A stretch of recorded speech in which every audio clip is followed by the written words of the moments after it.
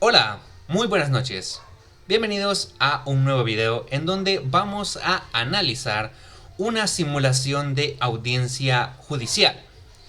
Vamos a explorar las estrategias legales tanto de la fiscalía como de la defensa, el impacto que tienen los contrainterrogatorios, las preguntas objetables y las diferencias entre los alegatos iniciales y los alegatos finales. Todo esto para entender un poco más a fondo cómo se construyen en sí los casos en los tribunales. Pero primero un poco de contexto. En este juicio en particular trata sobre el delito de feminicidio tentado, en donde se le acusa al señor Nahum Alejandro Fernández de agredir o, en este caso, intentar asesinar a su esposa o compañera de vida, la señorita María Josefina Gómez de Fernández. En estos momentos vamos a revisar la primera pregunta, la cual nos plantea: ¿cuál es la teoría del caso de la representación fiscal y de la defensa técnica? La fiscalía, en este caso, sostiene que el señor Nahum Fernández intentó asesinar a su esposa en un contexto de violencia doméstica sistemática. La fiscalía basa su caso en tres criterios que para ellos son bastante importantes a tomar en cuenta, ¿verdad? Los cuales son el relato de la víctima, los dictámenes médicos y psicológicos y también el historial de violencia previa del agresor. En este caso, la fiscalía argumenta que el acusado tenía un comportamiento misógino, tanto así que controlaba la vida de la víctima, generando un ambiente de abuso y dominio. Esto lo demuestran con testimonios y registros de denuncias anteriormente hechas al señor Nahum. También detallan cómo el agresor atacó físicamente a la víctima, la tiró al suelo, intentó estrangularla y luego procedió a amenazarla con un arma de fuego. La fiscalía presenta documentos médicos como evidencia que describen las lesiones graves que sufrió la señorita Josefina, como moretones en el cuello, rostro, y también un dictamen psicológico en el cual se concluye que la víctima sufre de un daño emocional severo.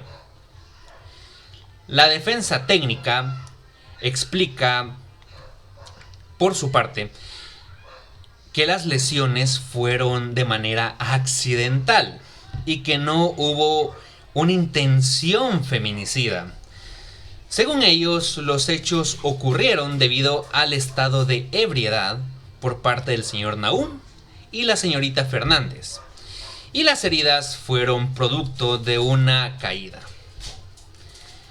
En este caso, la defensa pone en duda la imparcialidad del dictamen psicológico y también sugiere que no hay ninguna evidencia de estrangulamiento. También argumentan que las lesiones son incompatibles con un intento de feminicidio.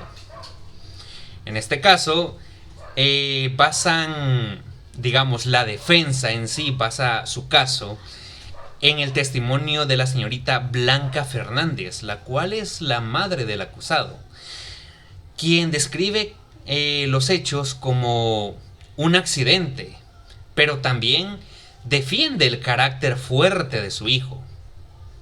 Esto nos lleva a la segunda pregunta: ¿qué se logró con los contrainterrogatorios de ambas partes? ¿Qué fue lo que lograron en sí?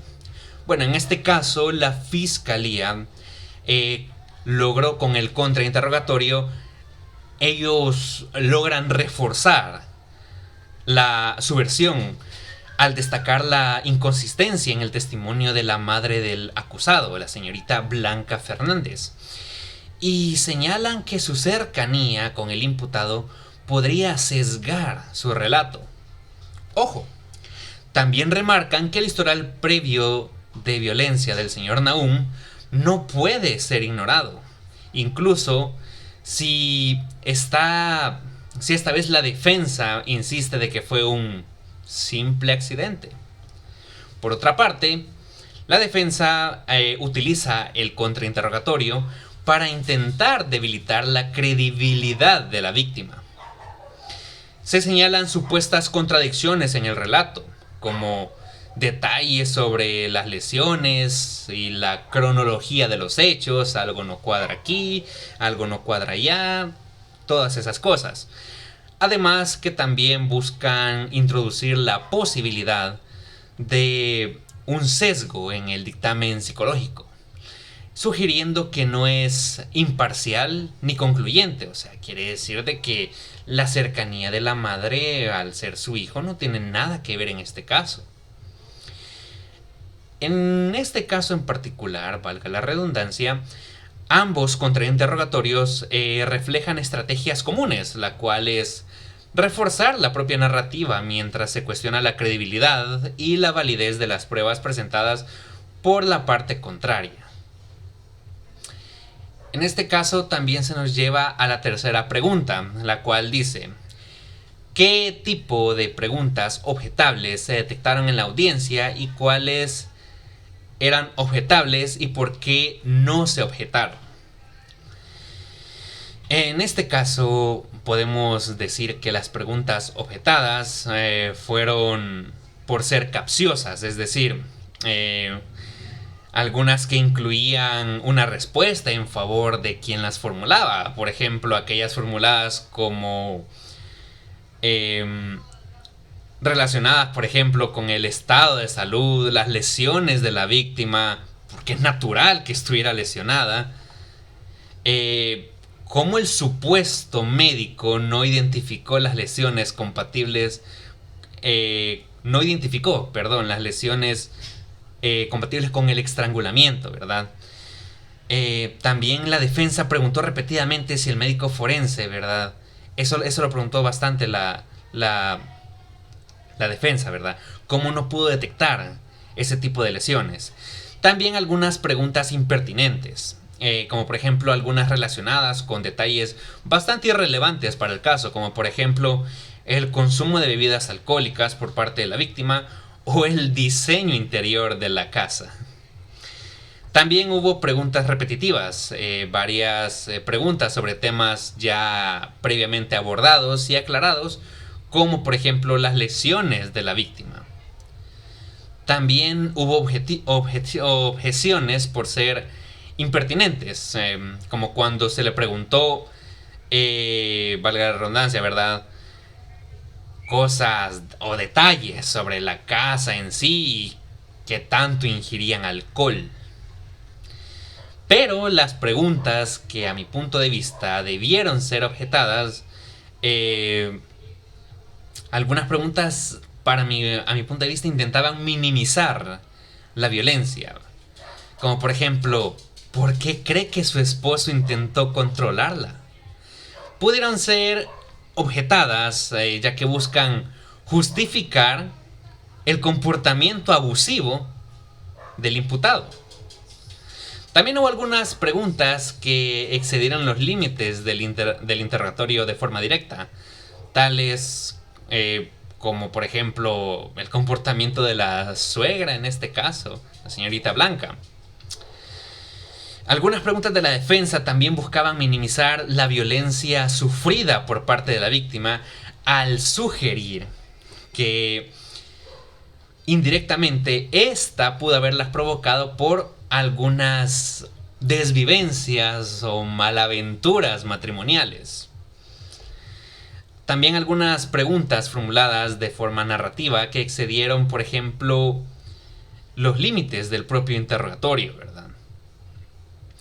Estos momentos, a mi punto de vista, reflejan en sí la importancia de formular ciertas preguntas claras y también relevantes que ayuden en este caso, a alimentar más el caso, ¿verdad? A dar más detalles sobre el porqué de las cosas. También de esta manera se puede evitar caer en errores que puedan debilitar la estrategia, ¿verdad? Digamos, si usted está de parte de la fiscalía o está de parte de la propia defensa, ¿verdad? Pero no caer en esas preguntas capciosas o repetitivas que la verdad no ayudan en nada al caso y además alargan un poco más el proceso. Esto también nos lleva ya a la última pregunta, la cual es: ¿qué diferencia denota entre el alegato final y el alegato inicial por ambas partes? Y también, ¿qué se logró con eso mismo? En los alegatos iniciales podemos decir que cada parte presenta su teoría del caso. Por ejemplo, la fiscalía destacó los patrones de violencia, mientras que la defensa insistió en que las lesiones eran accidentales y negó una intención feminicida. Por otra parte, en los alegatos finales, estos permitieron analizar de una manera más detenida la evidencia presentada durante el juicio. La fiscalía consolidó su narrativa argumentando que las pruebas documentales y testimoniales reforzaban la culpabilidad de la víctima, del acusado. En cambio, la defensa enfatizó bastante en las inconsistencias que se encontraron en las pruebas psicológicas, en la falta de lesiones compatibles con un intento de homicidio. Pero, analizando más a profundidad, he encontrado algunas diferencias clave. Los alegatos iniciales son una introducción, ¿verdad? Y los finales son un análisis más detallado de lo que se logró probar o refutar durante el juicio. En este caso, el alegato final es bastante crucial porque busca convencer al juez, o en este caso al tribunal, de que la evidencia que usted presenta respalda su decisión. Y aquí se refuerza la narrativa más sólida y coherente.